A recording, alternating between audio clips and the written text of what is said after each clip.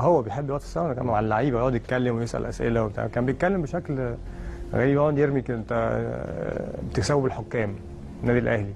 طب انت عارف عرفك كوبر؟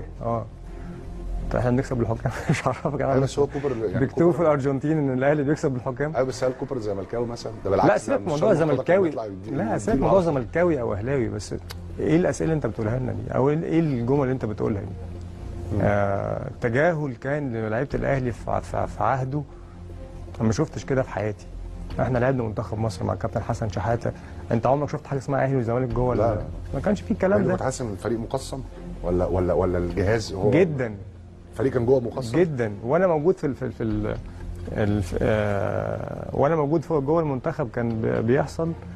وانا بره المعسكر برضه انا استبعدني فتره كان مصر كلها بتقول حسام غالي، كنت عامل يعني فتره من احسن فترات حياتي مع النادي الاهلي.